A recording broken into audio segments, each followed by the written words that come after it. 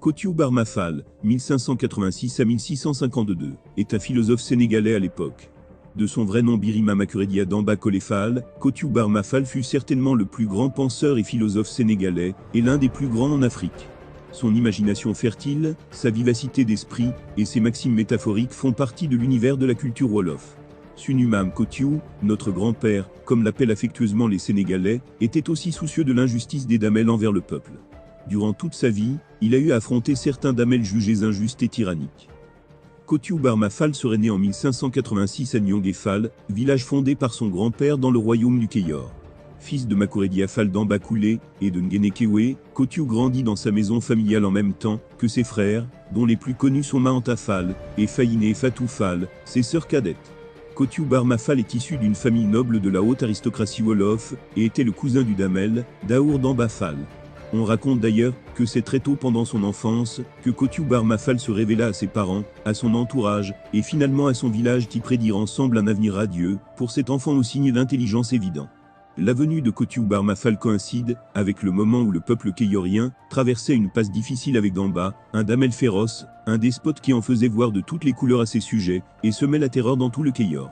Damba, 6e damel du Cayor, était le contemporain de Kotiou, avec qui il a fait la cale de l'homme, circoncision. Avant d'accéder au trône, son règne dura d'ailleurs de 1640 à 1647, cette année qu'il partagea avec Kotiou devenu par la force des choses son principal conseiller.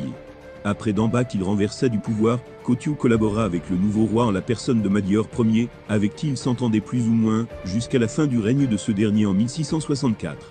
Mais la tâche de Kotiou n'était pas facile, dans un Cayor passé maître dans l'art de créer des intrigues. Mais dans les cours de ces rois, Kotiou, un véritable phénomène de société, dont l'intelligence était d'un cran supérieur à celui de ses contemporains, a su tirer son épingle du jeu en réussissant les prouesses les plus extraordinaires. Il n'a jamais cherché à accéder au pouvoir bien qu'étant de la famille royale. Sa préférence s'est limitée à résoudre les équations les plus difficiles pour les damels, à dénouer les imbroglios, et à trouver des solutions pour libérer le peuple. Damba avait imposé au peuple du Cayor sa loi, allant jusqu'à leur interdire de consommer de la viande de bêtes fraîchement abattues, de se regrouper, etc. Aussi, avant de livrer les jeunes filles à leurs époux, il fallait que ces derniers passent 3 jours dans la cour du roi. C'est Kotiou, interpellé par le peuple, qui leur a non seulement donné le remède à cette situation, mais qui les a aidés à se débarrasser de ce souverain. D'ailleurs, c'est avec Damba que s'est joué l'épisode des 4 touffes de cheveux, que les Sénégalais connaissent par cœur. On attribue à Kotiou Barma Fall plus de 5000 adages ou maximes, comme « Il ne manque pas d'hommes qui désirent le bien-être, mais ceux qui le procuraient ne sont plus ». Le damel, à la tête d'une armée nombreuse, était venu piller Ndaté, une ville importante du royaume, et détruire tout. Les habitants demandèrent qu'on épargne au moins leur vie, mais ils furent massacrés. Le philosophe n'était pas au courant des intentions du roi. Il apprit ce qui s'était passé par des gens qu'il rencontra sur sa route, portant en terre le corps d'une des malheureuses victimes. Aussitôt Kotiou arrêta le convoi et s'adressa aux défunts. « Va dire à nos ancêtres qu'aujourd'hui la mort est préférable à la vie. Va dire à nos aïeux que de leur temps, le commandement était entre les mains d'hommes libres qui connaissaient l'honnêteté et le devoir, qu'ils sont heureux de jouir du repos de la tombe, car ce sont des esclaves qui commandent aujourd'hui, ce sont des esclaves qui exécutent les injustes volontés de leurs maîtres, pour en être favorisés. Va leur dire qu'il ne manque pas d'hommes qui désirent le bien-être, mais que ceux qui le procuraient ne sont plus. » Le damel, ayant appris que Kotiou s'était permis de tenir un discours si républicain, résolut la mort du philosophe. Il fit creuser un grand trou dans la terre, en fit couvrir la surface, avec des branches d'arbres très minces et mit du sable par-dessus, afin que le philosophe en voulant s'y asseoir fût enterré vif. Kotiou fut informé de ce piège ourdi par le damel.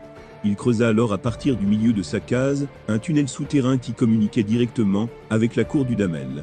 Son piège achevé, Sa Majesté fit venir Kotiou, le reçut avec courtoisie, et le pria de s'asseoir en face d'elle. Kotiou Barma obéit et tomba dans l'abîme qu'on se hâta de combler avec du sable. Le philosophe s'était rendu à sa case, où il continuait à donner ses leçons comme auparavant, mais en cachette du roi qui le croyait mort. Le damel par son arrogance et sa fierté, tenait ses sujets loin de lui. On le craignait, et on le détestait. Il voulut un jour faire la guerre au teigne du Baol. Aucun guerrier ne répondit à son appel. Ses menaces et sa colère furent vaines. Il demanda alors à son conseil de lui expliquer ce fait inhabituel, mais personne n'osa. On lui dit de faire venir Kotiou qu'il croyait mort. On demanda Kotiou alors à la cour du roi. Il s'y rendit fièrement. Interrogé sur le motif de cette révolte générale en temps de guerre, le philosophe répondit par cet adage. Un arbre infructueux n'est pas fréquenté, faisant comprendre aux damels que c'est en aimant ses sujets qu'un roi devient cher et précieux à son peuple, et qu'il peut compter sur son dévouement. Mais un prince orgueilleux ne peut, et ne doit s'attendre qu'à être abandonné en temps de guerre. Cette leçon servit au Damel, il devint généreux et bon roi.